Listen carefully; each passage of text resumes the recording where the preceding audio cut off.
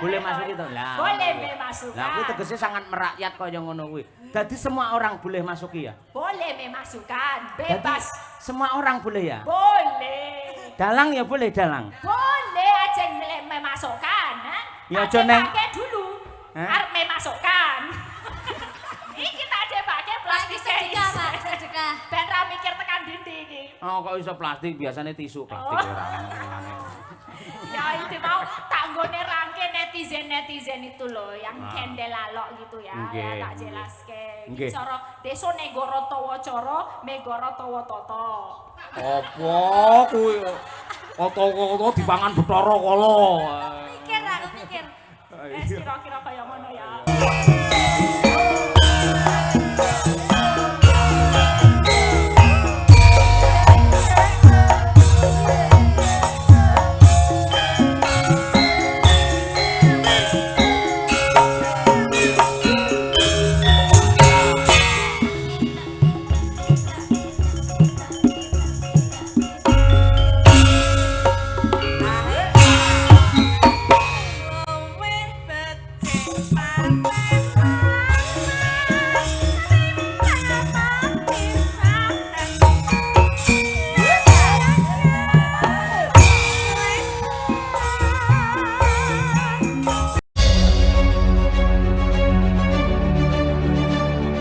Saya tambah umure malah saya tambah kemayu. Gumun. Ora Mbak Tatin, ora Mbak Lia, ora bojoku mesti senengane kok foto. Gumun. Mula sing kena sok-soke nuwun sewu wong lek ora mesti ndeloki status, ndelok story, keadaan badan iki mboten mesti sok-sok ya pas wareg, sok-sok ya pas luwe. Yen pas wareg ngerti storine Mbak Tatin ora masalah. Nek pas luwe mergo dhewe angger story mesti ngrembug panganan sing dipoto panganan. Terus karo ngisore ditulisi berdoa sebelum makan. Mbok ngelingi lek kancane ya akeh sing ora iso mangan. Kono peh awake lemu mungan mengen. Lah yang di posting ya pengen sambel lho. Apa pengen tak sambeli apa piye? Sampe ora ngerti ta lek wong perang biyen. Pengen sambel disambeli. Sadurunge perang kudu nggawa bedil, musuh teko dibedili. Jroning perang nggawa tombak, musuh teko ditombaki. Perang nggawa repopel, musuh teko direpopel. Coba Latin, ya. Aku malah kelingan kuwinya. Coba. Anyela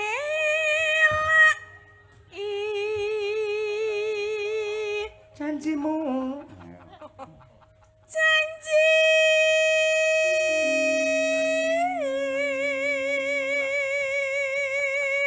Selendang biru. Selendang biru. Alah selendang biru. Alah. Selendang biru.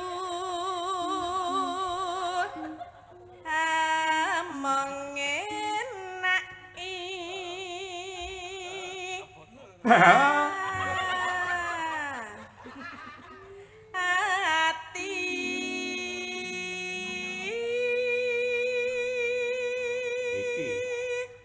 Tekan. Ayo. Sing bener masa kempet lah. Apa? Ora. Galakin Kene lho iyo. Piye, Mas? Ayo. Ora tekan. Ngono lho. Nara tekan batin setiamu.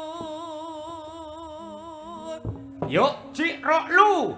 Selendang biru.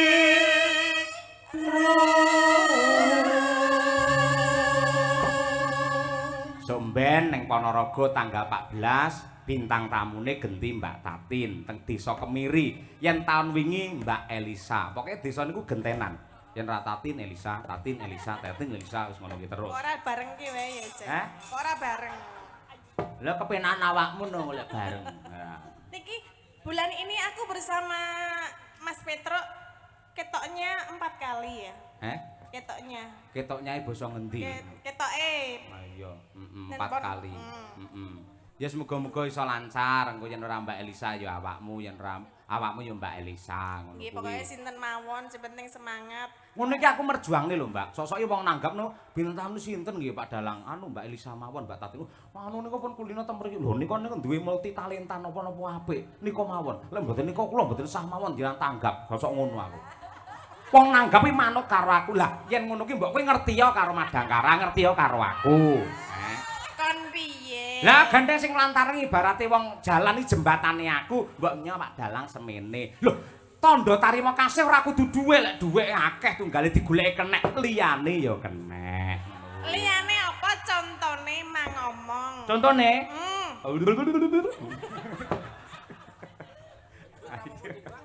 Ayo. Apik, ya Tin. Yo. Lebokke Mataram. Tatapan janjimu lendang biru.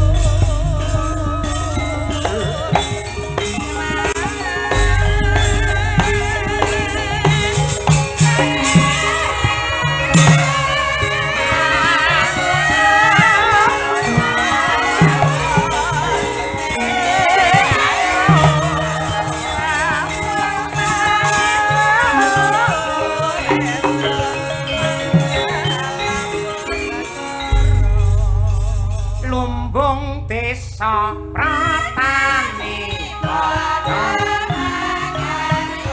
ayo di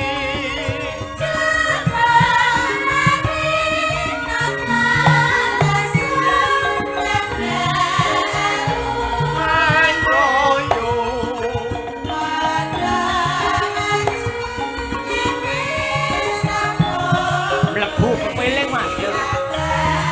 Mundut saking para kadang-kadang panitia.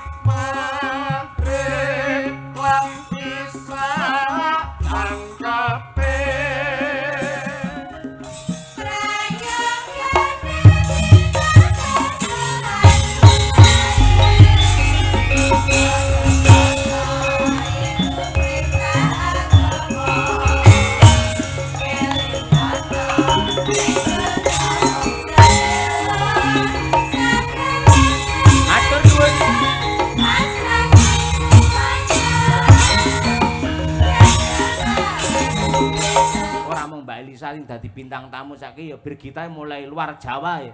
Ya, sik Jawa sik keluar meneh. Ayo, senengane keluar. Ayo. Tegese ning luar Jawa ngoten lho, Pak. Niku pun kulino strategine Mbak Elisa piye dicontoh, ditindakke. Nyontoh ora apa-apa wong dalang sapa sing ora nyontoh, mesti nyontoh. Engko ya akhirnya dilumpukke nyontoh kae akhirnya menjadi jati diri seorang Birgita. Lah ngono kuwi. Buktine wingi diujak karo para penonton ngibarate lemah malah kaya dirabuk dine tletok akhirnya tandurane dadi subur. Lah ngono kuwi. Lah ning luar Jawa wah karo Mas Catur Nugroho, wah tenan dhek. Ah iya, melu marem. Ya berdiri coba kaya apa tukung-tukung Mbak Lisa dan juga Birgita Ayu. Yo.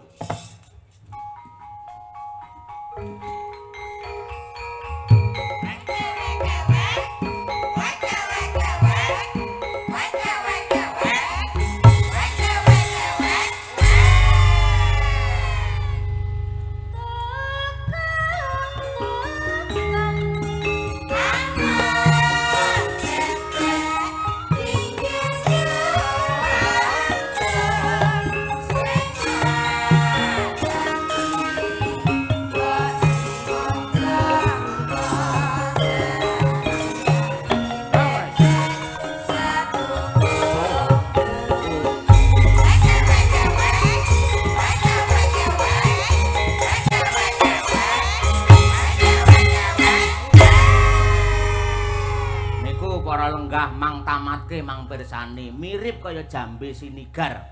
Ora enek sing bosok, ora enak. Piye plek to, plek to. Plek-plek. Padha cantike dedege ya padha. Le apa ki jenenge cantas ya padha. Dedek tiadek ya padha. Dedege ya padha, pakulitane padha, mung bedane lek Mbak Elisa irung duwe pacar, lek Birgita ki solan salin terus. Oh, kon ganti to? Piye resep kok iso entuk pirang-pirang iki? Ganti ki ora, tapi tambah. Oh, lho. Tuturono Mbak Lisa, iso kaya ngono lho. Jiwa wanitane ana ngendi kaya ngono kuwi. Tambah ki ya ora apa-apa. Emang kalau memang belum jodohnya ki ora apa-apa bulan. Akeh sing oke sisan ora apa-apa. Kan masih penjajakan, penjajakan. Engko kira-kira ngendi sing paling cocok, paling plek karo kowe ya engko kek plek-plek. Maksudnya menuju ke kompak gitu loh, menuju ke plek-plek kaya tatin pas nglunjak ngono ya. Plek-plek. Ayo. Ora pas jupuk nganu to nyengket. Nyengket aku to kates ngono. Nyengket kates to. Ye iki enjang-enjang tasih kathah menika ingkang tasih bungon luar biasa matur suwun. Nggih. Estu lho Mbak Lisa, piyai mriki kalian jenengan lah tresnane ora umum. Aku yo ora pati nduga ngono. Karo Gondomono. Gondomono luweng. Aku ya anu, tadi tuh lupa loh aku. Kalau nggak lewat gerbang itu, wah ya aku wis tau rene deng gitu. Lah kemutan. Iya angger duwite entek lali modele. Mbak, berarti jenengan karo Mbak tapi tekane pas udan mau. Pas nggih, pas Jawa. Terus piye carane piye ben ora kudanan? Hah? Ben ora kudanan. Yo nganggo payung kan. Terus sampean kok ngomah nggawa payung? Lho yo enggak, sik kok ngomah yo nganggo gerobak to, mosok yo nggo angkong. Maksudnya ning mobilmu enek payunge ngono lho. Onten. Sedia payung sebelum hujan kan. Yo mesti disediakno payung. Lah kok takon kuwi ngopo? Lah aku ki yang mendalang ya. Dalang lak sik jejer. Makbres ngene. Aduh, Elisa piye? Iki mangko urung teko. Lek teko kene mesti pas udan iki dheke diudani iki mesti ngono. Maksudnya iki dianu lho kena udan banyu udan ngono lho maksudnya. Diudani to? Oh, iya. Diudani to? Sik to. Piye wong Jawa bener ngoten nggih, Pak? Lek udan lek diudani to. Lah iki dudu wong Jawa mboten ngerti, ora. Lah nggih. Kula wau sampe diudani sih. Tapi selamat. Hah? Masyaallah. Sing udani selamat. Kula sing selamat. Kula diudani tapi selamat. Maksudnya tekone rene wilujeng selamat. Sakit ke panggil sederek, seneng, regeng, bumarengeng. Sinden omongan ting plekutuk wong kena seneng ngono. Lah apa ya kaya mudeng ya Pak Budi lho. Mudeng ora. Ora trima wong kene to Pak sing seneng Pak. Dalange kan ya seneng to Pak. Iki aku wis mencoba ben ora tekan kono. Aku ki wis cara macan wis bubuk manis lho. Lah kok mak utik-utiki karepmu piye, Bir? Ya gak apa to Pak pancen. Iki kudu tak bocorke setetek. Apa Mbak? Setetek. Setetek. Mau esuk ki Pak Cahyo ki WA jam 4 esuk. WA sampean. Masyaallah. WA jam 4 esuk. WA piye Mbak? Langsung ampun ke supen nggih Mbak, mangke dalu. Supen heeh. Profesional ngomongane job. Kok isu-isu to Pak, aku ya gitu. Jam 4 isuk. Jam 4 isuk. Subuh. Ya ampun. Kok enjang-enjang to Pak gitu. Ya terus dia ngomong kok belum bobok to Mbak. Aku kudu jawab piye? Ya wes aku tak HP ku tak uncalke ngono yo aku turu wae, engko ndak tekan ngendi-ngendi, bener ah. Iya berarti sebagai wong wedok kan wis jejek Wis menjaga, betul, menjaga. Nah, Sik to, sing jenenge ning YouTube iki piye akeh wis ngerti. Lek sampean diiklarkan sebagai adike utawa anake Bu Kesi. Lah berarti aku lek bapakmu utawa kakakmu to. Apa salahku seorang kakak ngabarke adik Yahene kok belum bubuk? Ya salah to, Pak. Salah piro? Ya jenengan salah, ya salah. Salahku apa? Salahin jenengan kan jenengan pun punya istri. Kudune gak entuk ono WA orang ngono kuwi. Lah apa aku salah wong WA aku tak lebokne WA dheke. Ora. Anu tegese dheke tak WA-no lho ora. Heeh, wis mlebu jenengan. Oh iya.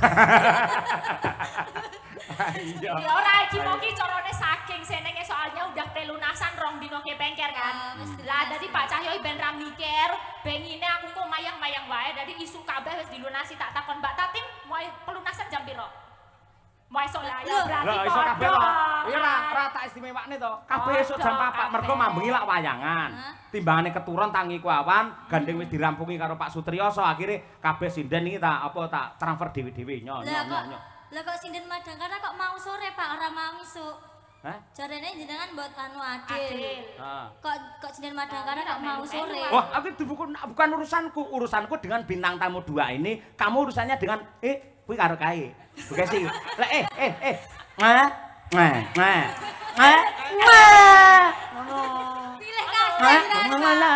Pilih kasih. Pilih kasih. Tak dungane dompetmu ilang neh kok, Pak. Wah, enggak kepro ora tak jajakne neh kowe ora. Jajane pecel malah ndongakne elek. Jajakne bisa. Berarti sampean kudu ngerti aja gampang ngarani Pak Cahyo wah karo Mbak Elisa terus neko-neko enggak mungkin. Mergo wis didum karo Bu Kesi. Terus bintang tamu.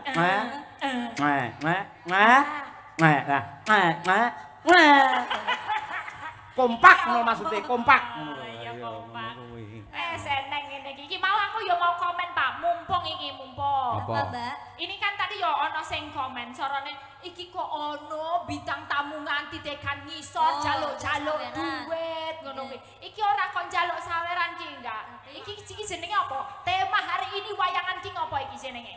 Bersih desa. Bersih desa padha karo Merti Bumi utawa sedekah Bumi. Nah, sing tirakat iki wong sakmene. Ya wiyaga dalang sinden bintang tamu iki dalam rangka tirakat. Nah, tirakat iki carane sedekah, carane setiap desa dewe-dewe. Cara panitia kene, cara masyarakat kene sak duwene. Tadi duwene 15.000 ya lebokke 15.000. Duwene 5.000 ya lebokke. Iki mau duwe 5.000 kira-kira ana susuk 3.000 ya njupuk susuk gitu loh. Jadi emang Masane njaluk susuk ngono. Lah yo ora do suwi tak kira simbah kok dangku sanget bol golek susuk ning kono.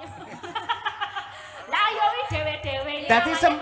Dadi semuanya boleh ya? Boleh. Bebas untuk lebokne. Udah kok bintang tamu kok koyo ngono yo kok gelem-geleme. Nek dipikir yo ora gelem nek iki carane bersyukur masyarakat kali pancur ngene iki sak duwene mbok 2.000 3.000 kuwi nggo ujub syukure iki dilakoni bareng-bareng ben dadi berkah.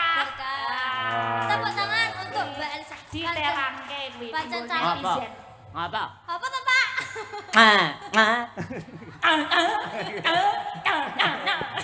Pancen Mbak Elisa calon dokter, Pak. Jadi ya Alah, aku calon dokter. Aku ki ya wis magister, ora suwene ya dokter. Lah aku masuk angin ini dokter akhirnya aku ngono kuwi. Terus? Hah? Terus Asam periksa. lambung. Ki lho Mbak Elisa ki mengapik to? Dek kan medun to. Semua orang boleh memasuki to. Oh to, Mbak? Boleh masuk itu. Lah. Boleh memasukkan. Lah kuwi tegese sangat merakyat kaya ngono kuwi. Dadi semua orang boleh masuki ya? Boleh memasukkan, Dadi bebas. semua orang boleh ya? Boleh. Dalang ya boleh dalang. Boleh aja memasukkan, ha? Ya aja neng. Pakai dulu. Arep memasukkan. Iki kita aja pakai plastik sedekah, Pak, sedekah. Ben ra mikir tekan dindi iki. Oh kok iso plastik biasanya tisu plastik ora ngono. Ya itu mau tak nggone rangke netizen itu loh yang kendel lalok gitu ya. Ya tak jelaske. Iki cara desa negara tawa cara, megara tawa tata. Apa kuwi? Oto-oto dipangan Bathara Kala. Mikir aku mikir. Kira-kira kaya ngono ya. Yes, kayak nyanyi apa? Iki podang kuning. Yeah. Kita mundut saka panitia dipandegani kalian Pak Suwardi. Ayo. Siap. Ngersakake podang kuning. Bawa dijak mboten iki? Hah? Bawa dijak mboten? Dijak Melu. no, iki Oke. melu nggih.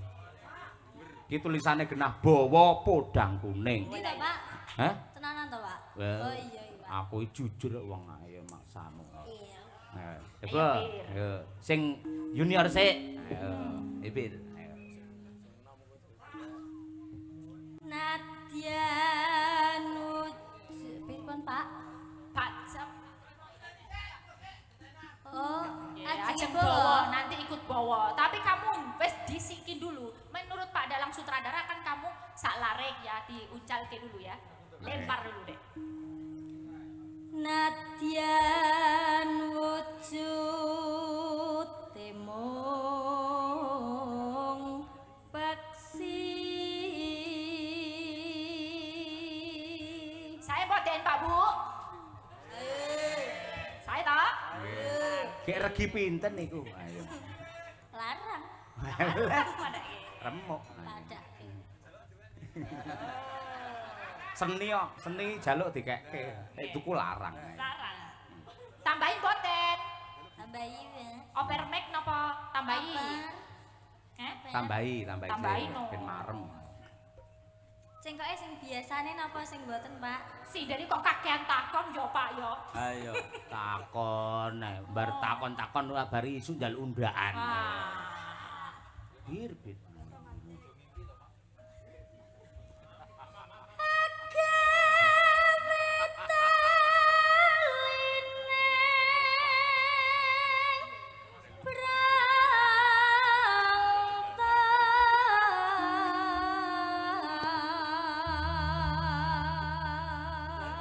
Nane. Saya lagi, Pak. Yo no nganti titik seleh sik no ayo. Halus manis nangsem make.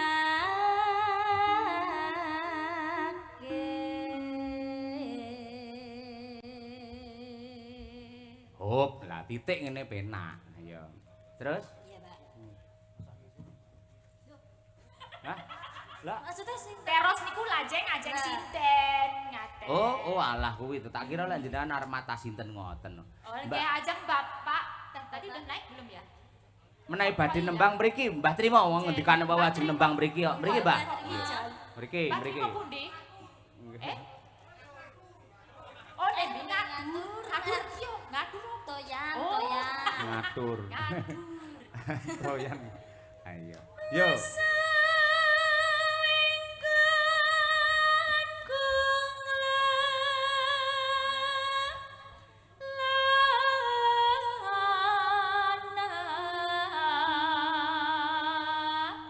Nonen. Malah ngajari. Jenenge dalange pantes yo ngono, sah-sah. Oh lah iya. Biyen biasane aku piye-piye kowe meneng ae saiki protes ae ora. Ya kan ada perkembangan, yang namanya cerita itu ada kembangannya. Nek rano protes-protesnya enggak ada semburan-semburan cinta. Wah, Betul loh, Mbak. sudah Betul. mengakui dia telah menyemburkan cinta. Wah, iya. Cinta karet cetas. Aduh. Golek isi podang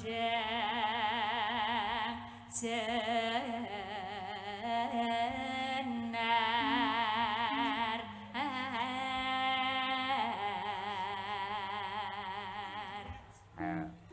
Lah niku sampun, Mbah. Mbah, Sios boten. sios boten, Mbah. Mumpung tesih kalih larek niki. Serung rampung le pipis. Nggih, pun iki sampun. Pak. Wah, mriki Mbah Trimo, Mbah, mriki, Mbah mriki, Trimo. mriki. Niki, Mbah. Minggat. Nika, Mbah, tasih kalih larek niki. Heeh, digempol. Sangune, Mbah, jelali, Mbah. Nggih. Seselane niku lho. Selane. Mriki ya Mbah, ampun mudhun sindene kula bingung nang kene mati kutu nang kene. Ora nek kancane. Oke, di sini aja Mbak Trimo. Nggih. Boleh. Boleh. Apa ya? Apa iki, Mbak? Iki sang ketua panitia, tepuk tangan untuk Mbah Trimo luar biasa. Sehat, Mbak. Wah, matur sembah nuwun. Nggih, mengke dipun baca Pak Dalang nih. Lho sampean no. sampean. Kula mawon. Lah kan sampean wis dadi astradaku. Oh, Ayo. iya, oke. Mriki, Pak. Oh, kungkung. Kung.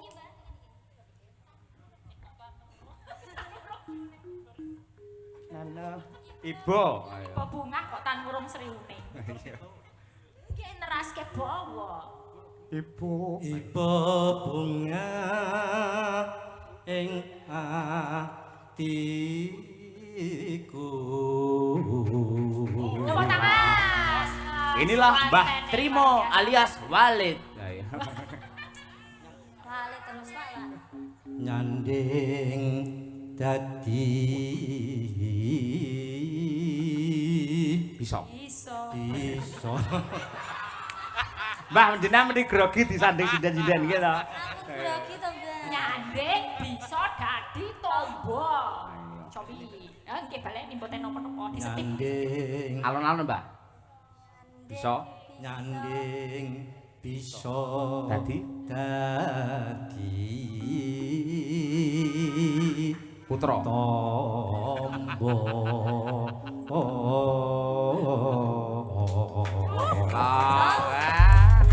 Mula kali pancur sregep wayangan mung ketua panitiane piye budaya kados makaten Mbah jenengan niku. cah kene omahe kono Napa niku?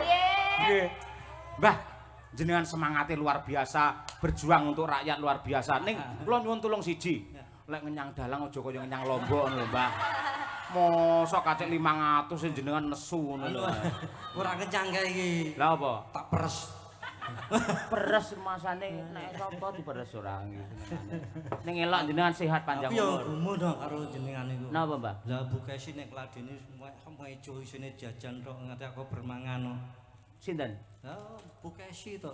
Lah mergo jenengan mriko lak nggawa panjer. Lah gur wong dolane resik meja niku. Aku yo gumun Niku do golek piring dhewe teng pawon. Yo dasar nuleh kaya mbok gawane kresek ngono lho. Kaya ora iki lho. Napa? Ning kula matur nuwun mau kanca-kanca teng mriki entuk tombo jenengan paringi gule walah gule kaya ngono. Gini Mbak Elisa. Golek. Mau kan tak jak mandak. Oke. Ciri khasnya ngono. Ciri khas iki nggih. Bukannya kowe tak jaluk-jalukin ya. Boten. Ini seduluran. Seduluran pinten-pinten kemawon niku tondo tresno. Mendekat. Mbuh 2000 mbuh. Ana gedhe ya ana Ana cilik. cilik. Ana sing dawa, cilik. ana cendak. Ngono lho. Mbah nyanyi sareng-sareng nggih. Oh iya. Ampun mandhap riyen. Sareng-sareng. Nggih dikancani dua bidadari. Ayo, sareng-sareng mboten sari-sari lho, Mbah. Sareng nggih. Sareng-sareng. Podang kuning nggih. Matur nuwun gulene, Mbah, elok tenan. Ayo. Sing masak sinten, Mbah? Bu sapa sing masak niku? Oh anu masak putih. Masak gule niki lho, Mbak. Oh. Ngono. Dandake. Dapur sekar. Heh? Dapur sekar. Oh, dapur sekar seni karawitan nggih leres. Dapur sekar. Akhirnya dadi podang kuning. Ayo nggih. Nah, mulane kula dijenengke Trimo iki mbiyen niku bapake kula sok rak trimo. Nun? Ngono mbiyen bapake kula sok rak trimo. Sok ra Ra trimo. Sebab Lah kono ora kirim ngono ya, Mbah. Esuk awan iki tetep rak trimo. Nggih, nggih, Mbah. Kula kan iki judule kan esuk awan to. Hah? Podang kuning kan esuk Esuk awan. awan. Esuk mboten esuk sore tempe dele. Ayo. Nggih, monggo podang kuning bersama Mbah Trimo. Podang adalah burung yang bisa terbang, kuning adalah emas. Semoga kali pancur lan emban kerep tansah berterbang tinggi ke zaman keemasan. Esuk awan ning omah.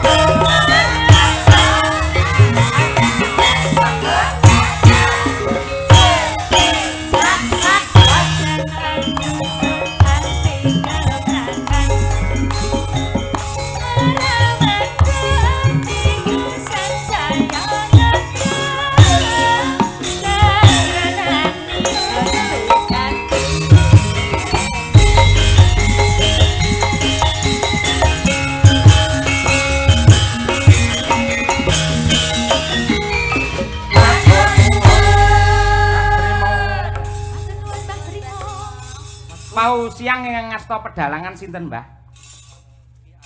Mas Arun nggih. Nggih. Ah nggih, nggih. Niku ora bayaran no. Non. Arune ora bayaran. Lah hubungane kalih kula napa? Wong Arun wong kene aku iki wong sarang anyar. Ora mung cerita tok lah. Oh cerita nggih. Lah didereng-dereng nggo bintang tamune aku ora mau papat kok. Non. Bintang tamune papat awanmu iki. Papat. Gareng. Petruk Bagong Semar. Adine Gareng. Hah? Adine Gareng. Oh, ndi adi sinten kula malah mboten ngerti. Oh, nggih. Ngeten, Mbah, kula riyen nalika tasik sak Mas Arun niku nggih. Niku nuwun sewu ndalang teng desa kula niku nggih ngoten niku. Berjuang ngoten niku. Ning jelang hati-hati lho, Mas. Napa? Lah gek ben ora diadangi ngono kuwi ana cah cilik-cilik nyogoke. Napa? Lah dikira salah. Oh, enek cah cilik kok mburi kelir. Lek nyogok apa jenenge dikira salahan mboten masalah. Kula riyen nate, Pak. Niku mboten tutupi cah cilik enten 5, sirahe teng mriki crungul ngeten iki. Lah kok muni, wah, kae gedange. Kae gedange no aku. Aku iki nglakokne werkudur. Wah, udu gedang. Wis ngono lho. Cah cilik-cilik mesti gedange. Yo dibetot ngono. Dibetot tus ngono langsung mak prepet. Ning ana cerita meneh. Napa? Nanggap wayang mantoke anake. Antone anake. Nggih. Lah wong tuane rada budhek. Omahe sik gedhek. Ah. Lah kan yen kan ditukokke blangkon nganten lanang. Oh nggih. Pakmu langgone dijajal yo ben jajal blangkon lho padahal niku salah paham. Heeh. Lah sing jajal muni Dik blangkone sesak ngono. Oh, blangkone sesak. Heeh lah. Terus makmu sesak. Anake sapa? Pimpinane sapa? Padahal ki blangkon lho. Oh. Lah ibune iki salah paham. Oh. Sing dikira sesak iki tunggale blangkon. Oh. Lah terus oh alah kon blangkon. Lah ngaten anyar kan ngertine iki kuwi siji kuwi mau. Lah terus ana ojekno meneh. Napa melih akeh men bahane. Heeh, lah sing lantane lanang ki muni. Dik sesak tak silete ya muni ngono. Gembor mbokne. Aja disilet. Aja disilet. Nggih. Nek sesak aja disilet. Padahal blangkon. Oh, jane jenis banyulan ngoten niku kuatah. Ning sosok iki kula mboten enten tenan. Persepsine bocah karo wong tuwa niku beda to.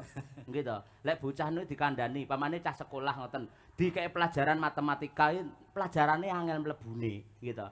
Lah ning omah kandha karo bapake, "Pak, aku diulang matematika ra iso-iso." Lek ra iso kuwi berarti biasane ngantuk le. Kowe ning kamar mandi sirahmu telesono.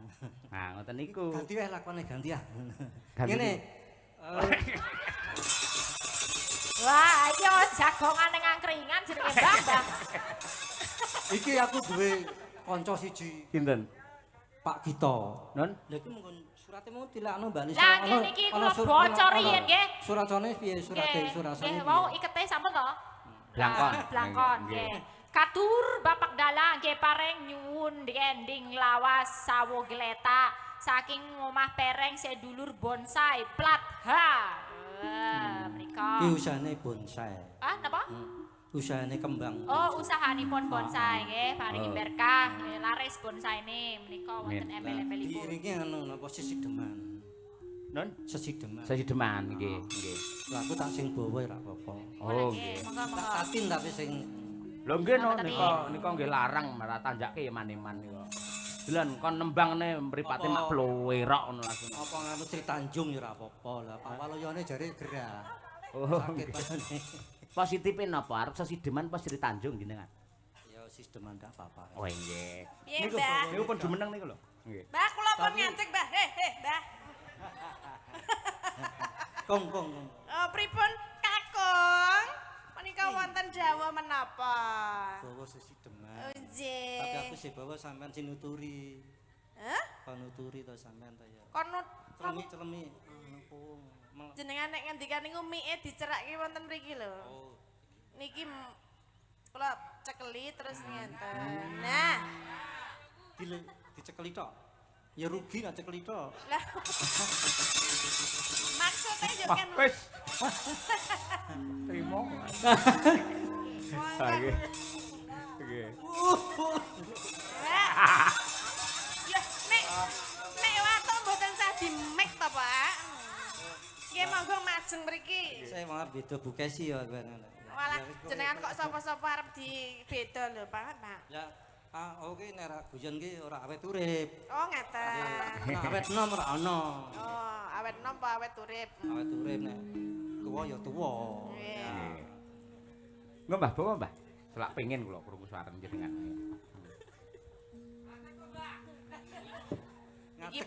Ngadeg ra dhuwur. Sing isor ora gelem. Mergo wis layu. Jujur. Coba. Wiwitane. Wiwitane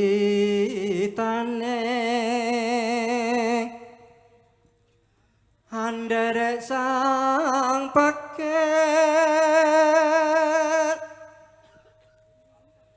priya bagot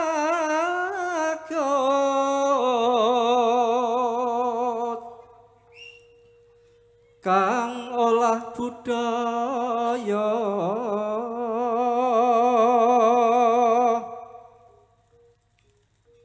sowan menyang kutha gedhe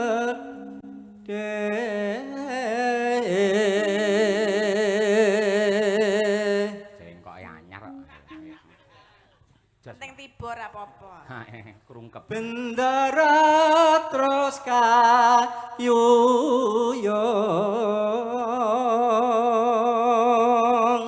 neno selendang kuning. Pak Dalang iki mbok ora warai to Pak Dalang. Jeglong-jeglongke aku ya. Mboten jeglongke, estu cengkoke enten loro pancen. Dadi enten NU kali Muhammadiyah ngono lho. Wis jenengan sak metune jenengan mawon sing pundi? Ora iso gelem metu. Aduh. Ya mbok diperes wis ra gelem. Ha niku manut gendere. Nenenana. Selendang kuning.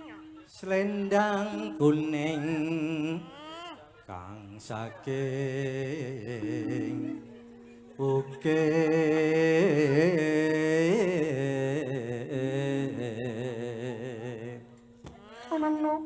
Pak Dalang. Nggih, mboten Mbak Tatin nggih. Suara kurang pramana ning wasis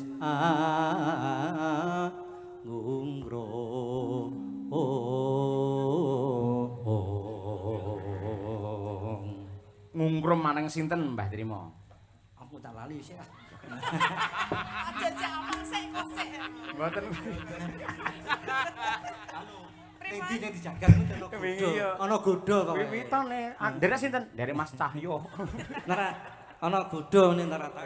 Ngandel takok karo Mbak Kesi iki lho. Oh, nggih. Godho mesti ana. Wah, sing diarah bojoku Mau terus Mbak Kesi ta. terus iki Pak iki. Siap-siap lho Lho, gue. kok aku ngerti kuncine karo Mbak Kesi kuwi. Kuncine nomor pinten? Lah sampean ora Kuncine? iso ngono wis dikunci carane. Apa ta, Mbah? Nah, iya ora. Ya kon sing lurus ngono lho. Oh, nggih. Kon sing lurus. Siap, nggih. Nek pas nganu ya kadang-kadang ya mega. Oh, nggih. Mula bojo sinden nek kon lemu ki ra iso mergono dalange menggak-menggok. Nggih. Nggih. Leres, Mbah. Nggih. Awas, Mbah. Ayo, Mbah. Anggung rom. Anu. Anggung rong marang bendara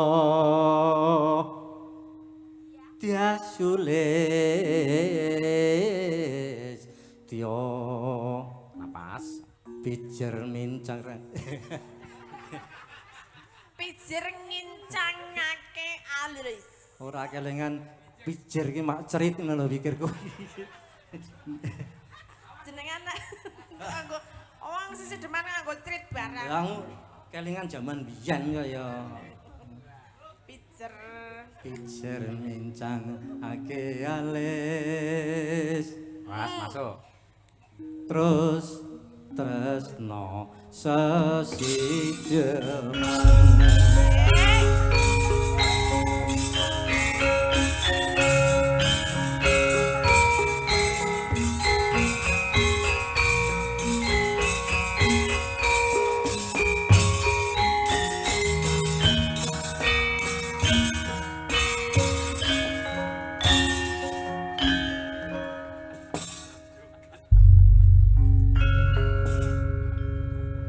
Ini, Mbak.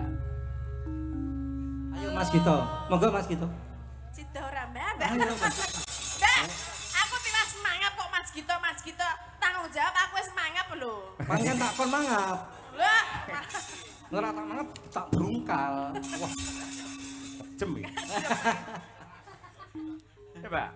Luwe becik patenan tindak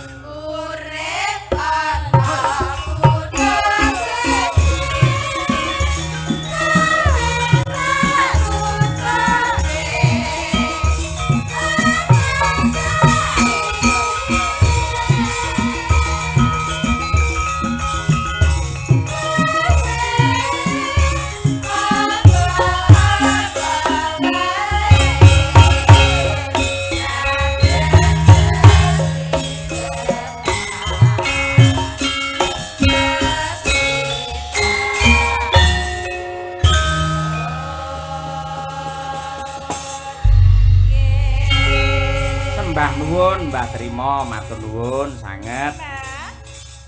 Saniki minangka pamungkas pamundhut saking panitia, coba Mbak Dian Munasira, terus Mbak Tri Hastuti bareng Mbak Lisa karo Mbak Tatin menika enten pamundhut Kembang Rawe. Nah, nggih. Dipun aturaken. Nyuwun pangapunten mbok menawi mboten saged sedaya pamundhut kula aturi amargi nggih ingat waktu. Ayo. Nggih, niki wong nggih wonten pamundhutan napa sawu gletak nggih. Sesuk nek nanggap meneh ya Mas ya. Kejeme. Lek kantenan nika pamundhutan kathah sanget nggih. Kembang Rawe turun gunung, Dik. Wah, iki seberat sebelah nang ngene. Tapi ya Abot Iki kono. antep ki. antep iki antep. Ora oleng lho ngene iki gede-gede. Gak apa-apa Mbak Ade malah penak ditumpaki. Tumpaki bareng. Nggih, monggo kemarin. Monggo Kembang Rawe katur sedaya para lenggah. Monggo. Yuk, cacos. Ayo Riri.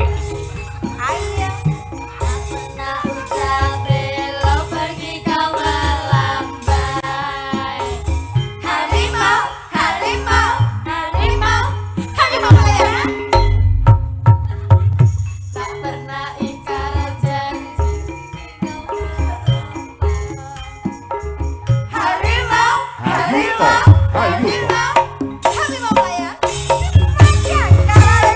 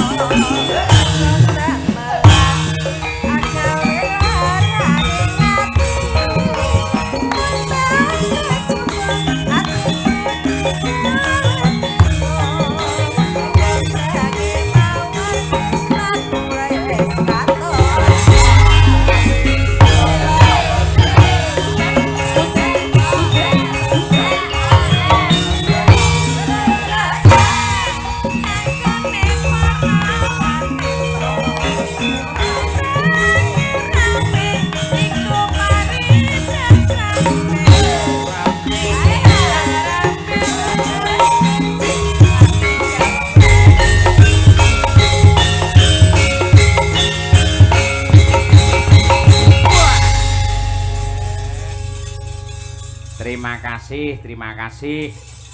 Mliginipun dumateng Mbak Elisa kalian Mbak Tati ing sampun kepareng gabung Madangkara untuk ngregengke pargian